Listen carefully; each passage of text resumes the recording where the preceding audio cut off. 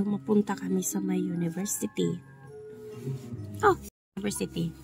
Tapos, hindi pwede na magpas. Yung mga guard dito. Tapos, mag-registration ka muna bago makapasok. So, yun doon yung, doon yun. Eh! Pumasok na kami. Ang laki dito.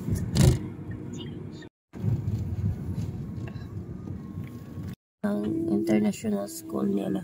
Ang laki kaya ng school nila dito. Wow.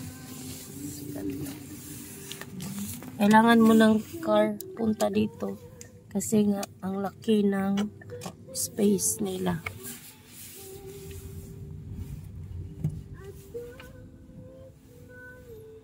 Ito na kami sa kanilang school.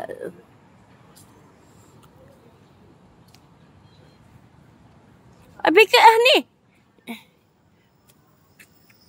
Punta muna kami kakain dito. Dito kakain. Ito yung canteen nila. Ay. Wow, dami. Dami pagkain.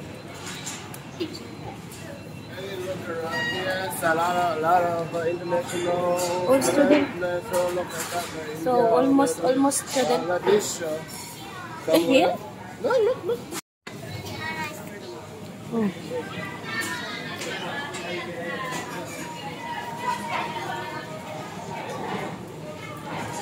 Inan kulay. Ay, puro mga estudyante. Kumakain sila. Oh.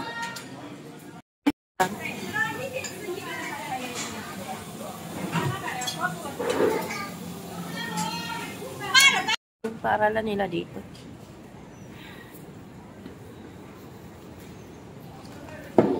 Yung kantin dito sa may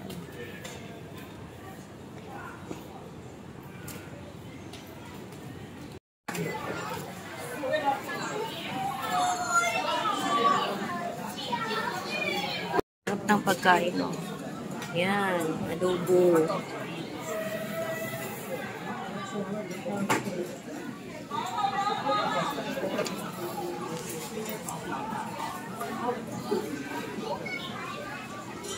Walking kami dito sa inside of school nila.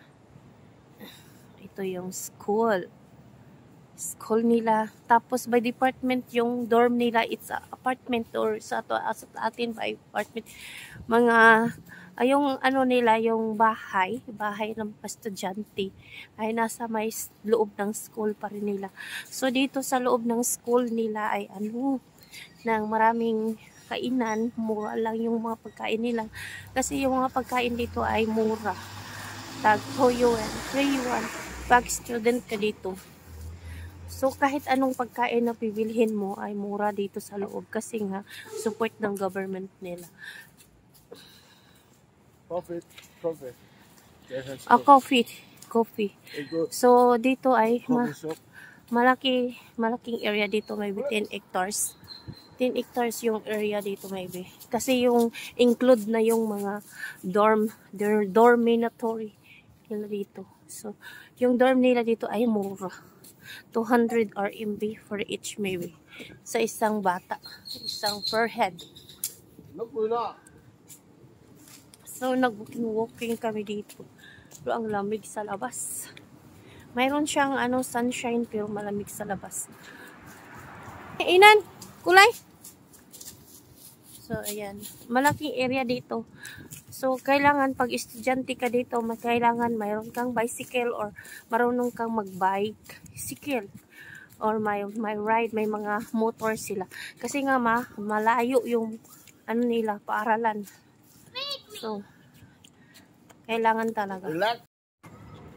So, dito na naman kami.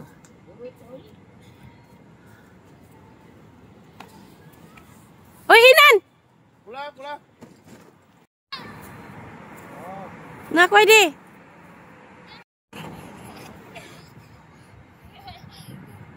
Mingaw yun siya. Hello, so balik para tayo doon sa may sa may yung pinuntahan namin na paaralan ng University of the International University. So yung paaralan pala nila ay include na yung mga foreigner doon. Mas madali lang makapasok yung mga foreigner doon na mag-aral kasi nga ay yung paaralan ay para sa mga foreigner at saka mga So maraming nag-aaral doon at saka yung hindi basta-basta makapag-aral ka doon pag hindi ka high grades. So kailangan talaga high grades ka at saka pobre ka man o yung mahirap ka man o mayaman, pag high grades ka ay suportado ka na ng government doon. So yung tuition fee hindi naman as in na malaki, as in sobrang malaki, pero din siya yung nasa kadamtaman lang, sa may medium lang siya. Pagkatapos yung yung paaralan doon ay para lang talaga sa mga high grades. So hindi basta-basta makapag-aral yung mga Chinese doon kasi nga yung parang mahirap sa mga Chinese, kailangan talaga nila na high grades at saka yung so mga foreigner parang okay lang sa mga foreigner. Pero yung sa mga Chinese talagang sila sa high grades talaga sila bago sila makapasok doon. So yung paaralan na yun ay international. So international na school yun. So marami talaga ang nagpupunta doon. So yung paaralan na yun ay 10 hectares. 10 hectares. So, ang laki ng sa loob, no? So, pumunta kami doon. Hindi ko na video ng madami kasi nga ay sobrang lapad. At saka, by department siya. At saka yung, yung paaralan nila dito ay napakalaki at saka include na yung dorm doon. So yung dorm doon ay para talaga sa mga estudyante. So yung mga estudyante na yun ay doon talaga nakatira. So mayroon talagang guard, hindi ka basta-basta makapasok doon kasi yung guard ay nagchi-checking talaga kung anong kailangan mo sa loob. So hindi ka rin basta-basta makakain doon sa may loob kasi nga mayroon kang card. So kung wala kang card, hindi ka hindi ka makapasok doon. Hindi ka makakain. So kami, mayroon kaming card pero na-expired na yung card namin kasi binigay yun ng friend ng asawa ko. So na-expired yung card niya. So kailangan yun i-reload namin ulit. So next week siguro babalik kami doon. So ayun. Kumain kami sa ibang party na nandoon na hindi gamitan ng card. So magbayad talaga. So yun. Doon na lang kami kumain muna. Pero mas mura din. Pero pag mas mura talaga yung doon sa may as in na kinakainan ng mga estudyante. Kasi yung pagkain nila doon ay 2 yuan and 3 yuan lang talaga. So sobrang mura. Sobrang mura kasi nga yung government ay support nila ang pagkain ng mga estudyante doon.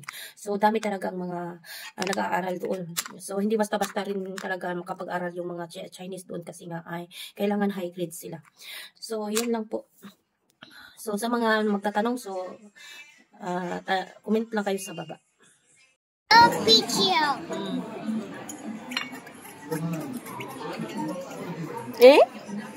Yame?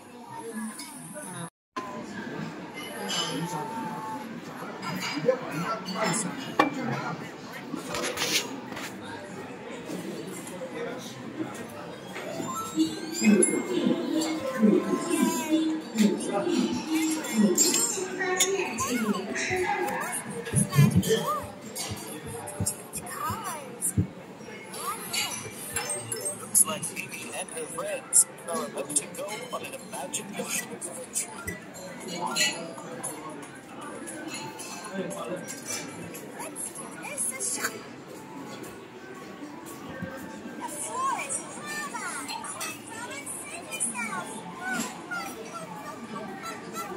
You're in a lava, Roman! Jump, jump! Faster, Roman! The lava is rising!